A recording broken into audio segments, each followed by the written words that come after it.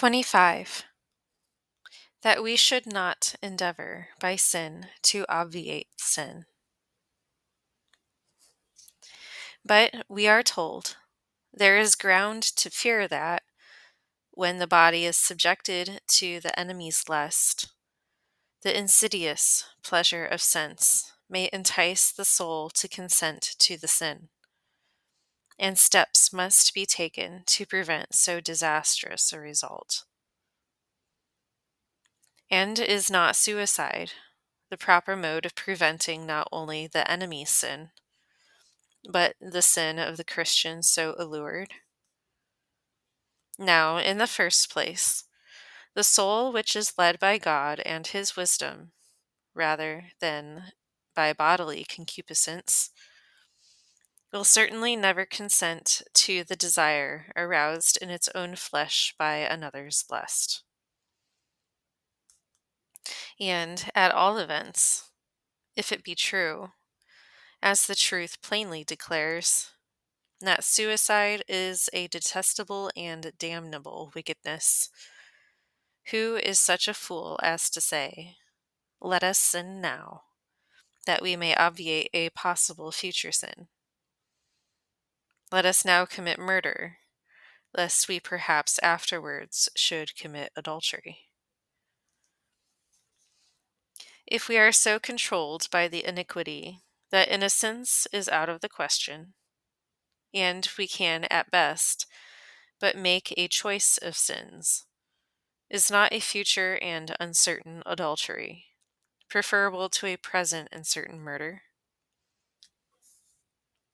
Is it not better to commit a wickedness which penitence may heal, than a crime which leaves no place for healing contrition? I say this for the sake of those men or women who fear they may be enticed into consenting to their violator's lust, and think they should lay violent hands on themselves, and so prevent not another's sin, but their own.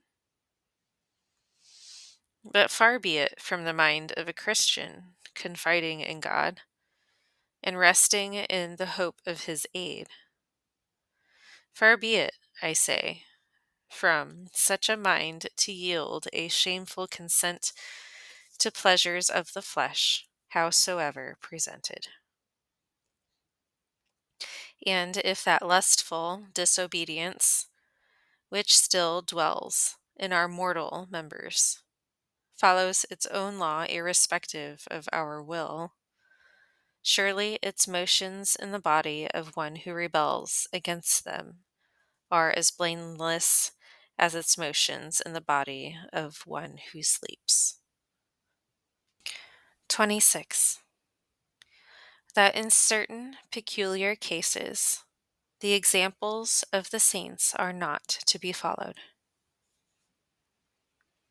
But they say, in the time of persecution, some holy women escaped those who menaced them with outrage by casting themselves into rivers, which they knew would drown them.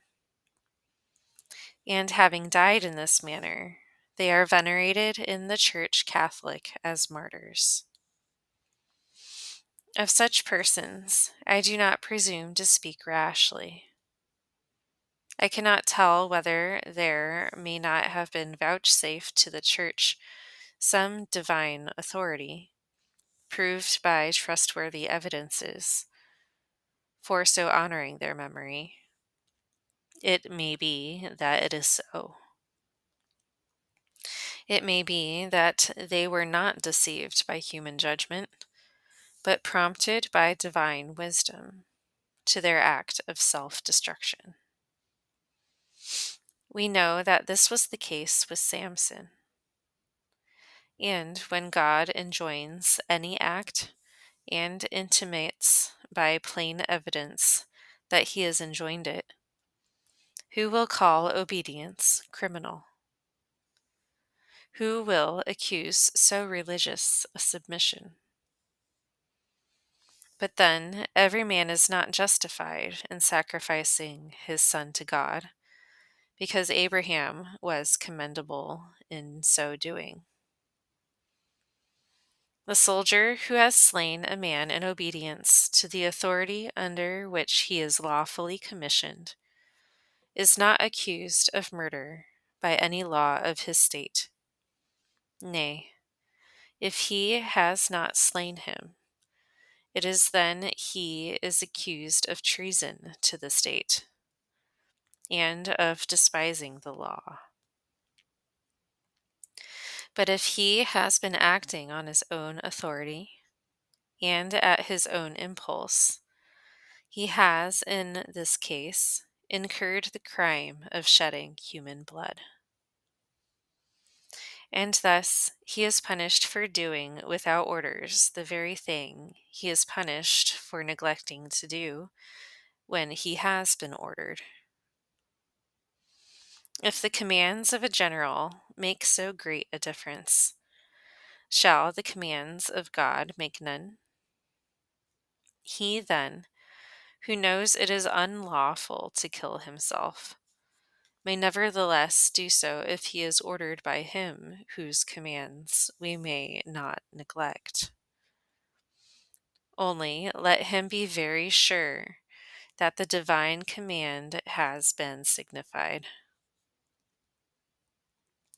As for us, we can become privy to the secrets of conscience only in so far as these are disclosed to us, and so far only do we judge. No one knoweth the things of a man, save the spirit of man which is in him.